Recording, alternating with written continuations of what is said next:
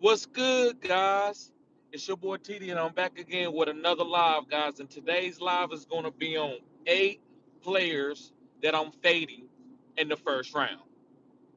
I said what I said. 8 players that I'm fading in the first round. So, with no further ado, guys, make sure you hit the like button and subscribe to this channel. This is cutting edge content. All right.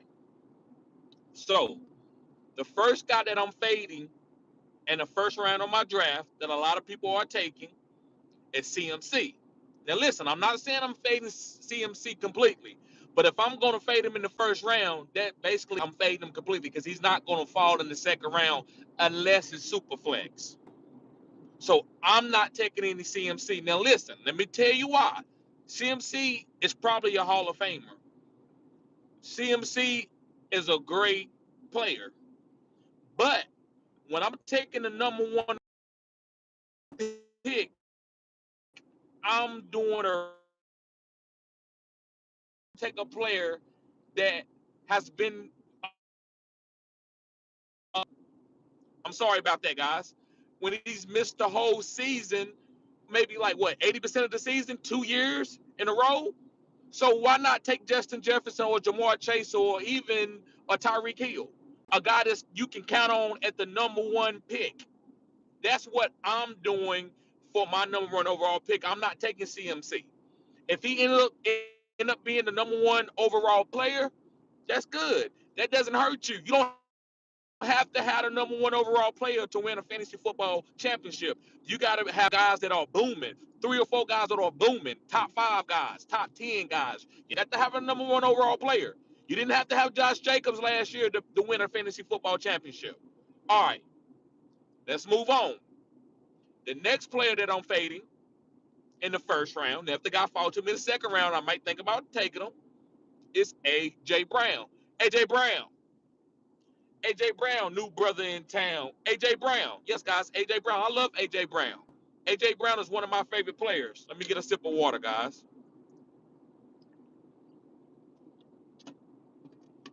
AJ Brown is one of my favorite players, but I'm not taking him in the first round this year because of what I would call regression.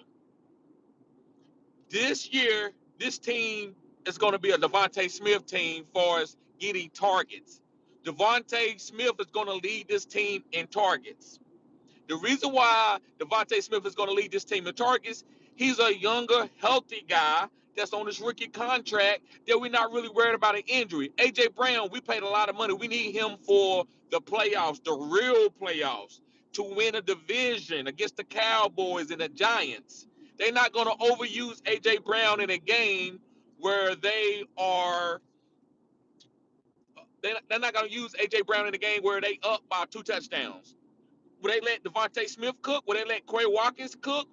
Would they let not even DeAndre Swift? Would they let Kenneth Gainwell cook? Yes, but they're not going to overuse guys that are volatile. And AJ Brown is a little volatile. He gets little knee injuries and nicked up sometimes, and so you have to keep these guys fresh for later on in the season. So I think that takes his ceiling down, and I think it uplifts Devontae Smith's ceiling. So I love Devontae Smith this year. That's the guy that I'm taking in the second round, and I'm fading AJ Brown and let somebody else pick him. Now listen, if you fall to me at the 2-3, 2-4, maybe I'll decide to take him. Maybe. Okay. Uh, let me see here. Let me see here. Jake says Marlon Mack. Sorry about that, guys. He says Marlon Mack out for the year. James Conner run heavy with Colt McCoy starting the year with Kyler hurt. Yes. So Marlon Mack, I know he's hurt again. Hey, it's football. He got a bag. His life, he still got at least $1 million. Um, he made at least $1 million in the NFL, and I'm okay with that. That's what I'm about. People changing their lives. Randy Miller says Amon-Ra St. Brown. Now I'm not fading Amon-Ra. I'm not fading Amon-Ra in no first round. Amon-Ra might be the best wide receiver for his fantasy in the NFL. So I'm not gonna fade him. Hold me accountable for that, Randy. If Amara ends up being a top 12 guy, a top 14 guy, then I admit he was right. I should have faded him. But if he end up being a top 5, a top 3 guy, Randy, I want you to be accountable for that too, right? I appreciate you tuning in, bro. I love you. You always show support to the channel. Nifty says you like Akers and Connor for zero RB bills. Yes, I do. Yes, I do. What's going on, Mr. Anderson? Yes, sir. Guys, make sure you hit the like button, subscribe to this channel. This is cutting edge content. Okay. So moving on to my third guy that I'm fading. Oh, okay. Randy says I'm taking Amon-Ra with the 108. I got you. Okay, I got you. Yes, sir. Yes, sir. Okay. So the number 3 guy that I'm fading in the first round is CD Lamb. Yes, guys, I'm fading CD Lamb. The reason why I'm fading CD Lamb, guys, is because Dak Prescott this year is going to be compartmentalized. He's going to be more controlled because of all the interceptions that he threw last year. So to me, that's a run heavy, control the ball type offense that Mike McCarthy wanted to run last year. That what's the offensive coordinator? I forgot his name. Put it in the comment section and let me know, guys. He's the offensive coordinator for the Chargers right now. But he wanted to run more plays than anybody else in the NFL. And Dak is not that type of quarterback. Dak is what I would call an elite game manager. That he can throw and win you a game. Kellen Moore, thank you, Rick. Appreciate that, bro. Kellen Moore he likes to run a lot of plays, but Mike McCarthy likes to control the clock because he believes that's what type of quarterback that Dak is, and that's when he's elite. When he has a good run game and he don't have a lot of opportunities to throw picks and he kind of controlling the game with the run game, Dak Prescott is a good quarterback. He's a top 5 quarterback when he does that. But when you asking Dak Prescott to throw the ball 40 times a game, he's gonna make a mistake. So to me, I'm not picking a CD Lamb when he's only gonna get 7 to 8 targets a game. I actually like Brandon Cooks over CD Lamb. I'm not saying to draft Brandon Cooks in the first round or the second round, but I'm saying would I pivot off of CD Lamb and wait to get Brandon Cooks to get a part of this offense? Am I willing to draft Tony Pollard at the 112 to get a part of this offense? Yes, I'm not taking CD Lamb or Dak Prescott. Now, CD Lamb's going to have some good games, but we're talking about league-winning players in the first round. CD Lamb is a great number 2 wide receiver.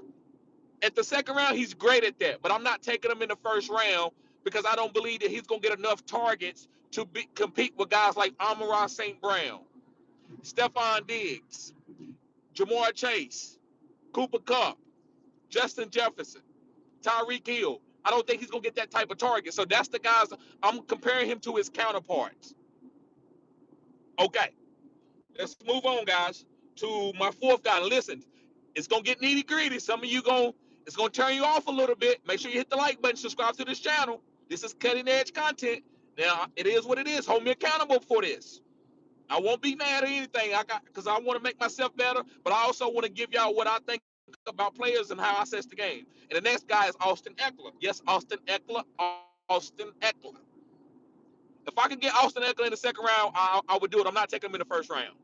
You might say, well, TD, this is going to be one of the best offenses with Kellen Moore in the league. Why am I fading Austin Ekeler? The reason because, guys, I believe guys like Zeke Elliott and some of these other guys are waiting. They want to go to the Chargers. They're not going to run Austin Ekeler in the ground early and often.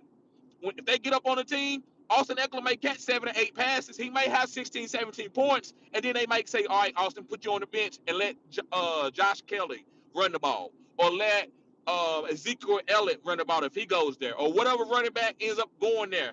They're not going to run Austin Ekeler in the ground this year. So, because guys, if you see, he's been hurt the last couple of years, even when he was the RB1. So that's why they don't want to run him in the ground, because they trying to win a championship. They want to win a playoff game with Justin Herbert. He just got a big deal. So you need Austin Ekeler to win a division, and you need Austin Ekeler to be good in the playoffs. You don't need Austin Ekeler to stat his stats, to pad his stats, guys. I'm sorry about that. To pad his stats in week 4 for no reason at all. And then he gets an ankle injury, then it's nagging him the whole year. So that's why I'm fading Austin Ekeler. I don't think his ceiling is good. All right, let's move on. The next guy that I'm fading, guys, is Derrick Henry. Yes, guys, Derrick Henry. The reason why I'm fading Derrick Henry, I believe that they're going to pass the ball a little bit more to Treylon Burks and D Hop and Kyle Phillips and also Chico. Just because, it's Derrick Henry, he's going to get 15 or 20 touches automatically and all goal line opportunities. And that right there is going to make him a top 10 back automatically. Derrick Henry is always going to be top 10 because he's going to get all the carries. Nobody's going to never take his carries. But this team is not going to run the ball as much as they have in the past because we don't need to run Derrick Henry in the ground. We got D Hop, we got Treylon Burks, we got Kyle Phillips, we got Chico. So now in the playoffs, Derrick Henry in the real NFL playoffs, Derrick Henry could be really, really good. But they not gonna. This guy volumes is gonna go down a little bit. He might get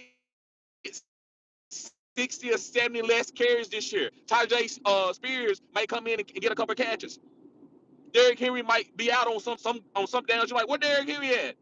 Hey, we saving him. We good. We up 10 points. We don't need to give him the ball anymore. This is week 4. That's why I faded players. You just don't fade players just because, hey, I don't think he's gonna be good this year. No, sometimes I do that, but a lot of times it's because of the game. The game script is gonna change. You gotta follow the game script. So each year, guys, you gotta come in with a new game script. You didn't see Kansas City with the same game script they had when they had Tyreek Hill, did you? Each year you got to change it up. They're gonna change it up this year. They might be getting Sky Moore the ball more.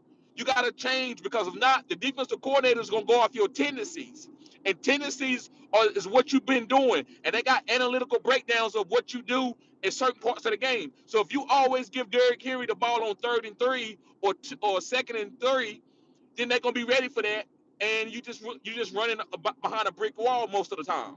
So guys, that's why they're gonna switch it up, and I think they're gonna pass the ball more to D Hop and also Treylon Burks. I like Treylon Burks this year. All right, let me get you some of the comments.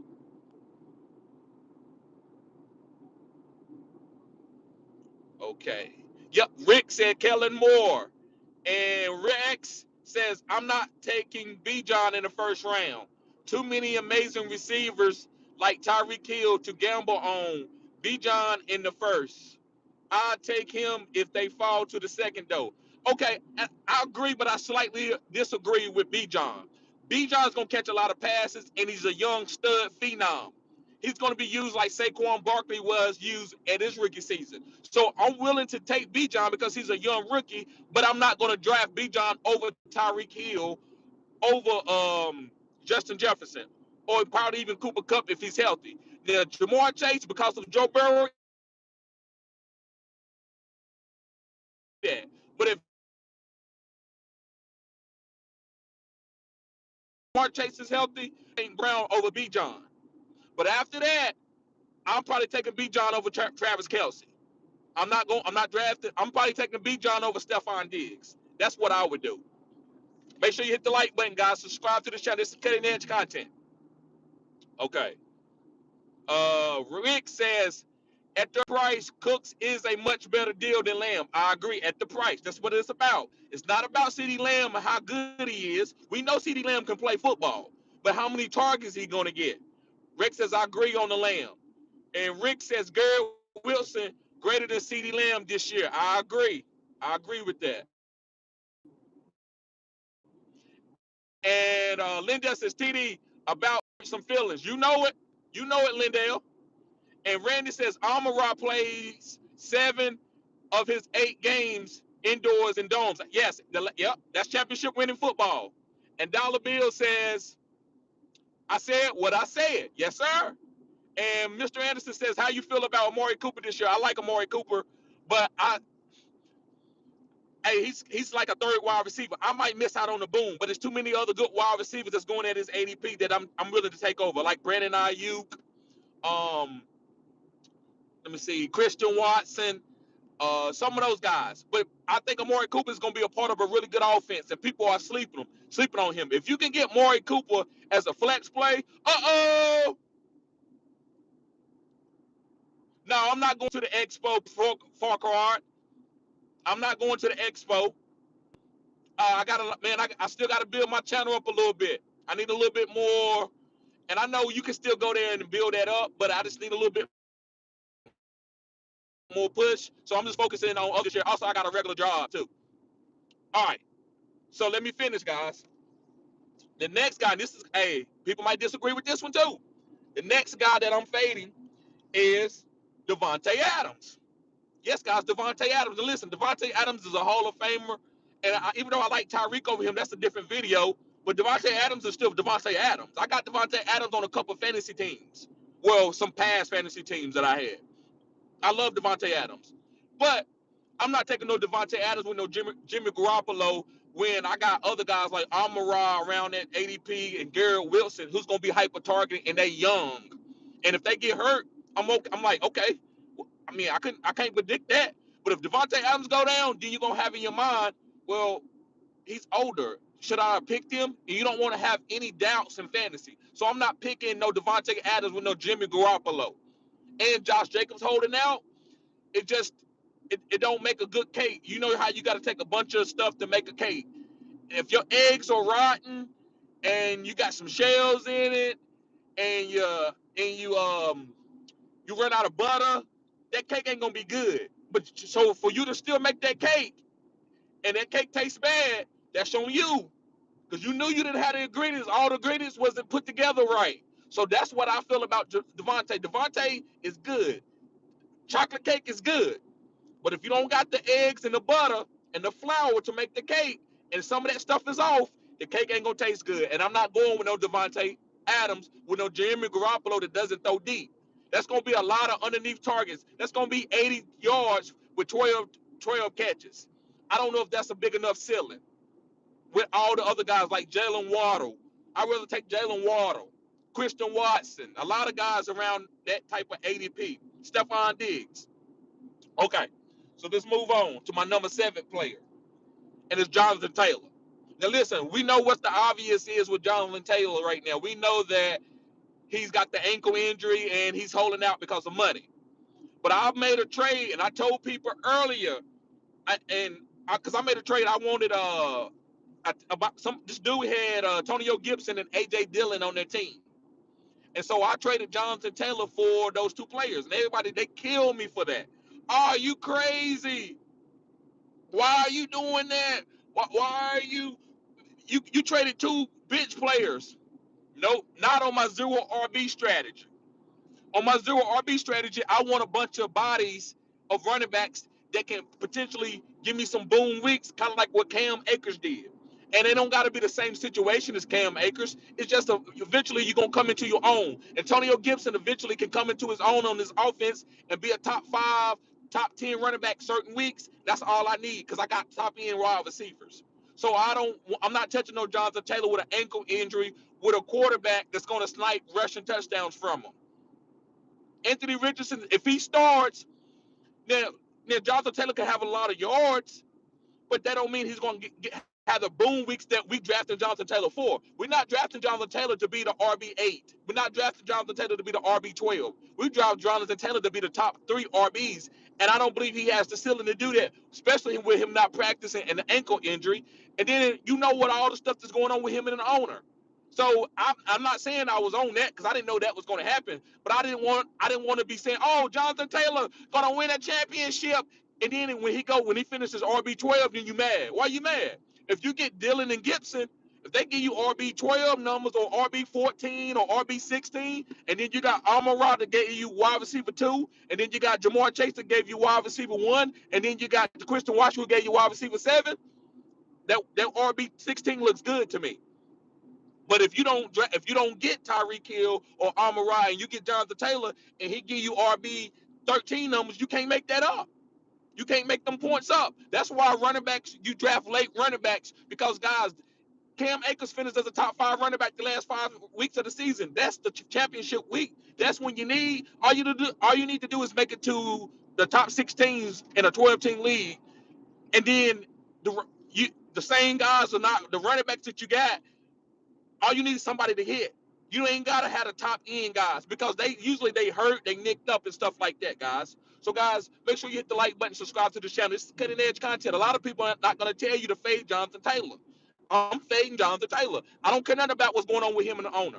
Now, if he go to a whole nother team and a whole nother setup, I could be wrong, but I don't know nothing about that yet, right? I said what I said. I don't know nothing about that, right? All right, let's move on. This is my final guy, number 8 guy, and it's Josh Jacobs. Yes, guys, Josh Jacobs. And the reason why I'm fading Josh Jacobs, guys, is because of this whole team is kind of Rudy Poo. You got Jimmy Garoppolo. You got Devonte Adams. He's unhappy, and Josh Jacobs is not in camp. Do that mean Josh Jacobs gonna suck? No, but I don't want that type of offense. I want an efficient offense that's gonna be getting a lot of opportunities to score. So why would I risk having to take Josh Jacobs in the first round when I can go and get a Najee Harris or Cam Akers or some guys that'll come going late after him or a David Montgomery who can be on a better offense and can outscore him. Look at Jamal Williams. He outscored a lot of bell cows last year, and he ain't half the talent they are. It's because their offense was better. So that's why I'm not taking Josh Jacobs. I'm not going to, I got Josh Jacobs. I need him to get 40 points. Josh Jacobs 40 points. But do the 40 points sound good with Jamar Chase, Justin Jefferson, Cooper Kupp? Yeah, you know that can happen. But you got to depend on Josh Jacobs on with Jimmy Garoppolo to get 40 points. I'm just not doing that. There's other running backs that I take late, or a B. John Robinson, or I'd rather take those type of guys, or Nick Chubb in the first round. So, guys, let me get through everybody's question. Let me see. Let me see. Let me see. Yeah, okay. Randy Miller says Christian Watson or Judy. I would say Watson for the boom, but it's nothing wrong with taking Judy before Watson because Judy is going to be a PPR monster this year. He's going to lead his team in targets. But me, I'm going with the biggest upside, the big players, because I play in a league where you get bonuses for big plays. So I would rather take Christian Watson. But that's a really great that's a great comparison. I'm taking Watson, but it's very, very close. Very, very close. Great question, Randy. Guys, make sure you sign up for the memberships. If you want to get in listener leagues with me, you want to be able to be bought into lives where you can show your face, or you ain't got to show your face, you just can chop it up. Sign up for one of the membership tiers, because I'm gonna start as the members go. If they ask questions, I'm gonna go to their questions first, right? But I appreciate everybody being here. Ian Taylor says, "Will DeSean Watson make a full comeback, or is the division too tough?" I think he makes 80%, 90% comeback. I think DeSean Watson is going to be DeSean Watson. And I'm willing to wait late and get DeSean Watson as my number 1 quarterback or my number 2 quarterback in Superflex. I love DeSean Watson. This offense is going to be elite. I told y'all early to fade the Cincinnati Bengals, didn't I? Now, I'm not going to sit here and cheer off no injury. I'm not going to say, Joe Burrow's hurt. I told you. I'm not doing that. But I don't want no part of no Cincinnati Bengals this year. I don't want no part of no Cincinnati Bengals this year. Never did, because this division is too tough. This division is going to be won by Baltimore. Then I would probably say Steelers and Cleveland, and then Cincinnati going to be in last place. If you see last year, Cincinnati struggled with the Steelers. They struggled with Baltimore. Now they beat Cleveland, but can they keep beating Cleveland with a better DeSean Watson, with Nick Chubb and all? And this team is getting better. The Cleveland is getting better. They got really good defensive players too. So that's why I'm fading the Cincinnati Bengals. And I do think DeSean Watson will be a better quarterback this year. I do think he's a top 12 quarterback this year. Easy. Okay. Let me go to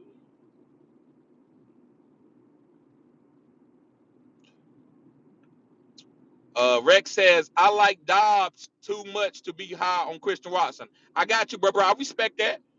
I just like Christian. I just like the boom guy. I like PPR monsters like Amara, but usually I'm going for the boom guy that's gonna push the ball downfield. That's just me. But Dobbs will be okay. He's okay. I just think Christian Watson all day. What's going on, kiddo? What is that, kid? I think it's like kid one. What's going on? He said, call it live, bro. Let's go. Yes, sir. Appreciate you being here. Rex says, I am lower on Devonte Adams than the ADP, but I still would get him if he fell to the end of the second. I agree with that. Yeah, if he fall to the end of the second, I might take him because of the targets he's going to get. He's going to get 12 targets a game at least. Rex says, remember to like and subscribe, guys. Yes, sir. Cutting edge content here. Yep. And Kid says 100. Yes, sir, bro. And Watson, Kazi, what's going on, Kazi? And Kazi says Watson or London. I'm still going Watson, and it's close. I love Watson, and I like London too, but I'm going Watson. I think the offense with Watson might be a little bit better, just a little bit better. But that's a great question. He says Pollard or Chubb. I'm going Chubb. Chubb over Pollard. I like Pollard. He gonna catch more passes, but I'm going with Chubb, especially in non-PPR and half PPR. Full PPR, if you wanted to go with Pollard, you wouldn't be wrong. I'm not gonna say you wrong if Chubb be the number one. You got to go with, in a PPR league. It's nothing wrong with going with Tony Pollard. He's gonna catch 60 passes this year. The test says, can you name 8 players? Can you name the 8 players, my good sir? Yes, I can. So the players are CMC, AJ Brown, CeeDee Lamb, Austin Ekeler, Derrick Henry, Devonte Adams, Jonathan Taylor, and Josh Jacobs. Yep, those are the 8 players. And Julius Pop Show, what's going on, bro? He says North too deep. Yes, it is. North is deep, but I still think Cleveland come. I think 4 teams can come up out of that division, but I think it's only going to be 3. I think Cincinnati might go to the playoffs, but it's going to be tough for them. And the test says, or tell me what you are at, or tell me where you are at. Okay, so I told you the list of the guys. And Linda, what's up, bro? He says, who would you take number 1 in standard? Probably Nick Chubb. I'm taking Nick Chubb number 1 in standard. But you still can go wide receiver too in standard. Even though it's standard, you still can go wide receiver, and that would probably be Tyreek Hill. That probably be Tyreek Hill. I would have said Jamar Chase before the Joe Burrow injury in standard. That is off target. That's analytical. That's not really because I don't play in a lot of standard leagues. But when I talk standards, I'm gonna go to like the running backs and the guys who's getting the most red zone targets, and that's Jamar Chase and yards because touchdowns matter a lot in standard. You're not getting no points other than yards and touchdowns. Let me see. Nifty says, what you think about Dobbins? If he dropped to the fifth, I might take that because of his ceiling. I agree with that, especially if I got Lamar Jackson. I like to squeeze offenses. It's called squeeze that. So I think, especially with a running quarterback, like if you want to get Jonathan Taylor, make sure you get Anthony Richardson. But that way, any rushing touchdowns that come off that team, you're going to get that. And so whoever booms, you're going to get the boom. I like to squeeze to get the boom. So if I got to get Christian Watson and Jordan Love and Romeo Dobbs, just to make sure I get who going to boom, that's what I do. And the test says, thank you so much, broski. Anytime, bro. And Julia says, 4-2 tough unless North splits. You're right. It is tough. It's tough. He said games and takes the top team on other divisions. Four from the North would be insane. It's possible, but you're right. It would be insane. I thought the Dallas Cowboys, that division, the NFC East, was going to have 4. If Washington would have won one more game, we would have had that. Appreciate that. The test. Yes, sir, guys. So listen, guys, I'm gonna get ready to get out of here. Y'all be safe. I'm gonna try to do another video today. I still gotta get my rankings out. I already did 1 rankings already, so I gotta get the rest of those out before the week over. Also, guys, I'm gonna be having some more videos that's gonna be getting ranked. I said ranked, getting edited by a professional editor, just to give y'all a little bit more visual. I know I'm trying to grow my channel, so I appreciate everybody that's here. Guys, make sure you sign up for the membership. I'm not really pushing what we call the fans no more because I just I gotta compete out here with the other guys, and some people are massive thinkers, and when they hear the fans, they automatically turn off on my channel. So the guys that haven't, I appreciate all of you who signed up for the memberships and the fans. But I will be starting up a Patreon, and I will be letting y'all know and posting that link in the description box. Let me see. I think I got one more comment before I get out of here. He says, enjoy your day. If you ever down to hop on a podcast for an interview, let me know where to contact you. I got you, bro. Let me check out your stuff. Send me a link to your stuff, fantasygoodssports@gmail.com. Send me your link and I'll check that out. Yes, sir, bro. All right, guys, y'all be safe. Y'all have a blessed day. Peace.